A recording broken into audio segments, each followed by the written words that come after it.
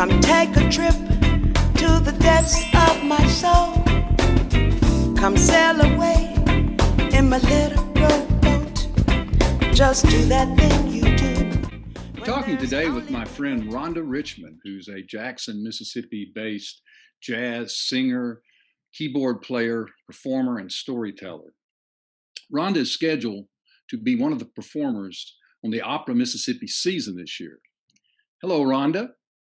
Hi, Malcolm. How are you? It is good to see you, and it is good to touch base with you. It's been a minute. So tell us where you were born and raised and a little bit about your journey coming to Jackson, Mississippi. Okay, I was born, my parents were in Clarksdale, Mississippi, but my mother went home. I was born in a little town called Rolling Fork, Mississippi. You will probably know something about that because of Muddy Waters' journey. And my grandparents lived in a little town, maybe 10 miles away, Cary, Mississippi. Okay. So that's where the hospital was, in Rolling Fork, Mississippi. So I was born. So from there, but I was in the Delta for maybe 5-6 years of my life. Then I moved to Jackson. Okay, so you've been here for most of your life. Yes. Straight out of the Delta. Right. But I do claim the Delta. As you should. Yes. Reflecting back to your childhood, what early memories do you have about being interested in music or art or creativity? Very thrilled by the Lawrence Welk show. You remember the Lawrence Oh, Welk? yes, of course. I ran from it. But looking back, it was very I ran influential. to it. I was just overwhelmed watching the orchestra. Yeah. And that's when my mother introduced me to the piano at an early age. But I knew from the Lawrence Welk show that I wanted to play violin. So that's where I started. So when I got that opportunity, during segregation, there weren't really a lot of string players for Black students, but I got that opportunity with Mr. Kermit Hollis Sr. And I started studying the violin. And I always had private music lessons, piano, violin, and then I wanted to play trombone in the band, so I did that. So I was always interested in music. Was it through Brother Holly that you came to know Cassandra Wilson, one of your great collaborators? It was no. Our story is really, but yes, we did play in that junior high band together. That's where I met them. But her parents and my parents always knew each other from college. But she was always involved in music, and so was I. So since junior high school. And what junior high did you attend? I attended Brinkley Junior High, and it became Powell Junior High. Correct. And that's where I started doing, but I wanted to do all things music. I wanted to not only play in the orchestra, but I also wanted to play in the band. I wanted to be in the choir. By senior high, they were like, okay, you're going to have to choose one. Yeah, I once had to make a choice between athletics and music, and I chose athletics, but I later made my living being affiliated and associated with music as a presenter and a promoter, which I'm happy that I made that choice. It was in your blood. Talk about some of your early influences, some of your inspirations, your mentors, musicians that you looked up to and thought, I want to be like that person. First of all, I think I would say my mother again. She played classical piano. I loved listening to that. And I guess she exposed me to all types of music. And as a songwriter, I always was interested in songwriters and all. So I listened from jazz, Sarah Vaughan, those people. I listened to Nina Simone. I listened to the Beatles, and a lot of folk Odetta, a lot of the folk music too. That arena of songwriters. When I first met Cassandra, she was actually a folk singer. She was playing little solo guitar singer-songwriter shows. She Yeah, I'm was sure you knew her during that period because you were probably doing the same. she was the Joni Mitchell stuff and all That's of right. that. Right. I think she got into performance well before I did. Um, I spent a lot of time in orchestras and playing instruments. Uh-huh. So uh, it was songwriting that made me start performing and just an avenue to do my own music and all. And so that's kind of where I started that.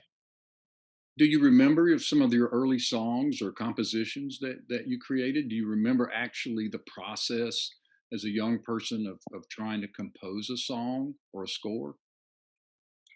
I remember, well, once again in junior high school, literature class. Mm. That was my first interest in writing. I was interested in writing poetry that we did in literature class. And that was the teacher that I probably give credit to introducing to that was Ruth Batten Campbell. I don't know if you remember her. I've heard that name, but I'm not sure I know or knew Yeah. her.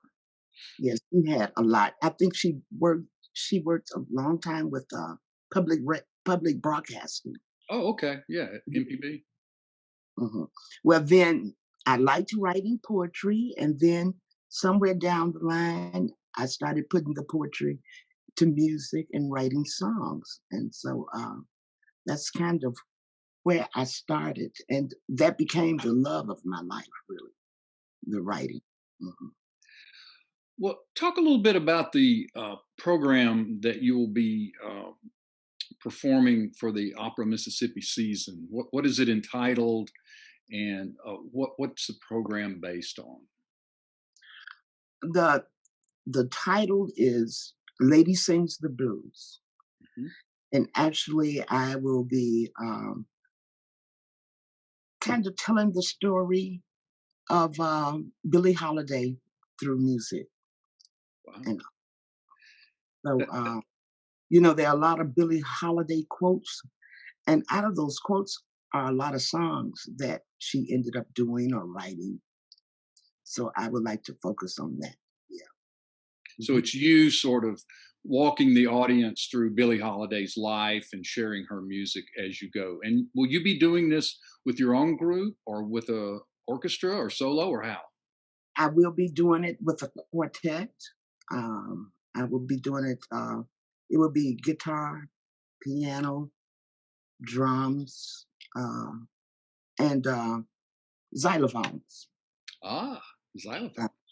yeah, Bernard Jenkins, Bruce Golden, I was going to say, is Bruce playing the xylophone? yeah, and I will do a little piano. No, it's Jason Mathena. Ah, Hmm. now Jason. you are primarily known as a vocalist, a writer, and a pianist, but do you perform other instruments? Do you still play other instruments publicly? I don't. I don't. I'm trying to go back to maybe including something in my show. I don't really consider myself a piano player, but it's my love for chords, and that's one of my tools for writing. But I love chords and arranging, and sometimes now on the show I do some percussive things like washboard and rain sticks Hmm. and like that. Mhm. Percussion I instrument. include in my music. Yeah. Well, since your program, your upcoming program with Opera Mississippi is about Billie Holiday, could you reflect a little bit, talk a little bit about Billie Holiday's music and what it means to you and what it's like to be sort of given this opportunity to share it, maybe with people who are only vaguely familiar with her and maybe some more intimately. But can you talk a little bit about her music and its influence on you and your career? Billie Holiday, um, I guess if you read her stories, can be considered tragic, a hard life. growing up, you know. And I think that it influenced her style, even though through that, I would like to really concentrate on the positive things about the music, you know. I think she would sing the way she would sing based upon the life she lives, you know. And she is known for her phrasing styles, and she's known for her improvisational skills with her voice. I think maybe she listened to horn players a lot, and she was very good friends with Lester Young, who is Mississippian. Right, another Yeah, well-known Mississippian. right. But I would like to say, because it's almost based upon, we write, we create, but we create based upon the things that we live, and that comes out in the music. So I would like to that. So I would like to. I've been reading and concentrating and trying to get in her head per se.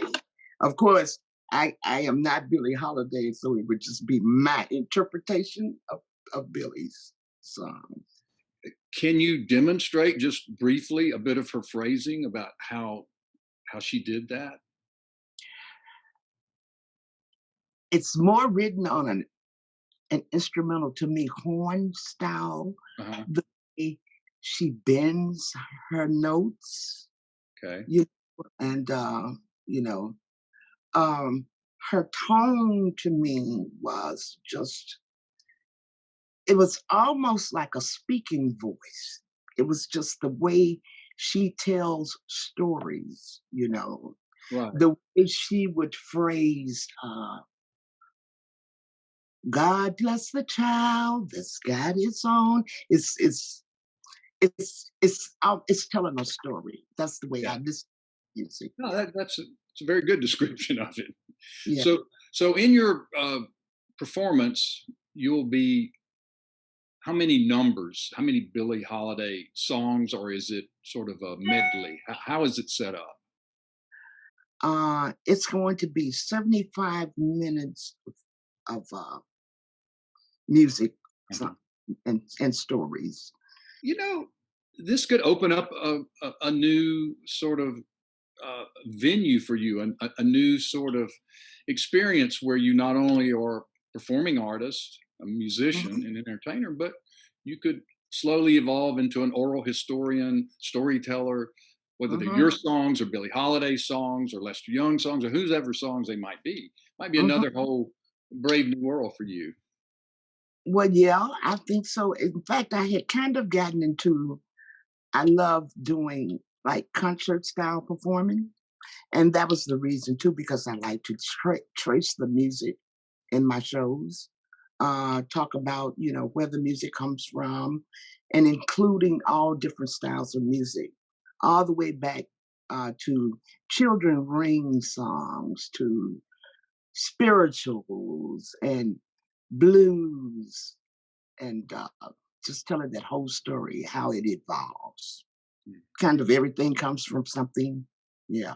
Right, right. Everything has a source and it Yes. evolves. Hmm. Now, speaking of that, your mom being a classical pianist, did you ever actually uh, focus on and really learn classical compositions that you can still play, or did you just sort of learn from her and go more toward blues, jazz, popular music? Well, no, well, she started me on piano, and then when I took piano lessons, of course, there was a course of study, and you do end up learning sonatinos and the theory of it all, and playing those little songs. And during college and studying music, I went into the whole big theory thing and arrangements. Prof. Davis, I credit him. I fell in love with arranging, and uh, Kermit Holly Jr. theory of it all. Nathan Brumfield, they were great teachers. I think when I was at Jackson State, a good thing about our music department, not only were they our professors, but they were actually gigging musicians. I was going to say you probably work shows with them all the time. Yeah, well, yeah. Well, back in that day, we were definitely students and we learned to observe first, and we waited to be asked to sit in. Yeah. So people like London Branch and all of those people, yeah. So it was a great day when you were asked to sit in, I you know. bet. Yeah. I can imagine. Yeah. I've been at a lot of live shows in Jackson Mhm. where many of the performers on stage would be Jackson State uh, professors, Mhm. or Millsaps or Belhaven, or professors in universities and campuses from USM. We used to have a lot of people come up from USM in Hattiesburg and perform. And then you're right. I would see sometimes that they would invite a student up on the stage, and Mhm. what a rejoicing that was for the student to get to play in the club, with Right. the professor. Right. Right. Now you mentioned that the performance "Lady Sings the Blues" was rescheduled. When was it originally scheduled? January January. 18th, 2021, Okay. which was actually Martin Luther King's Day. That was the original. But Okay. yeah, but because of COVID, it had to be rescheduled. And now it's in September, I believe, right? September 2021. Okay. And the show will take place at Dooling Hall in Do in Jackson, yes. right? Yes. Which you've Yes. played many times. I have. Yeah. I have. You know, nice little room, Mhm. nice stage. So again, talk a little bit about your band, uh, the players, kind of what your sort of standard show is, just for people who may only encounter you for the first time in an opera Mississippi setting doing Billie Holiday. They may not know about Rhonda Richmond and her band. Um, Here of late, probably not how you probably remember Malcolm that I started and that you gave me the opportunity to play at Hal & Mal's, and my band was much larger. Right. Well, now I usually perform with normally um, a trio, just piano, guitar, and percussions. Gotcha. And of course, but I've also played with Jason Mathena as well. But I normally play with that. You kind of keep it tight. It opens the music. You can concentrate on the lyrics, and I just like that open sound and just um, letting some things be still while other things are moving. Ah, And I think that's pretty much my concept. So like I said, that would be Bruce and Bernard and I. We do concentrate on a lot of arrangements and the original concept. So that's been fun doing that with them and connecting musically. And I think we've done it for so long now, it's almost like we can just feel each other and how the music is going to flow. And, using forms of music and using dynamics in music. And that's the enjoyment. So I've been really glad. We have spent a lot of time. We have James Patterson's place. yeah. We used to like play in that little room, just open it up Yeah, for your music. studio, it was fabulous. And we were doing it at there was a coffee shop, if you remember, um, on Capitol Street. It's Yeah, not anymore. not there anymore, right? Yeah, I remember. Yeah, we use that, and then at Hal & Mal's, we've done it there. So the little rooms, the small rooms, we've really been enjoying. Yeah. Well, with the few minutes that we have remaining, I wonder, you were talking a little bit about the flow of creativity on stage. I wonder if you'd talk about the two-way flow the flow not only between the musicians and the creatives and energy on stage, but the flow out to the audience and the flow of the audience coming back up. Talk a little bit about how all that works in live music, in a live music setting. I think, and that's what makes it excited and getting back to live music, because it's the energy of the room. And then I think of it like call and response. Yes. And more than what you're doing, but the feeling and the vibe that you can send off into the audience. But I kind of look at it as call, and it creates this energy that connects it all, you know. So I think that has a lot. So I think that's missed about live performances now. I mean, streaming is good, but that live energy Live is is love. live is love. Live is love. And I think that's the beauty of it, you know. Again, we only have a minute or so. Speak to young aspiring musicians. What does Rhonda Richmond say to someone who approaches her and says, I want to be like you. I want to have my own band. I want to play original music. I think I'd say to them first, please study an instrument. I think that's most important. Study, and I mean really study. I think ear playing and music reading makes the best musician. And I think they should always study an instrument.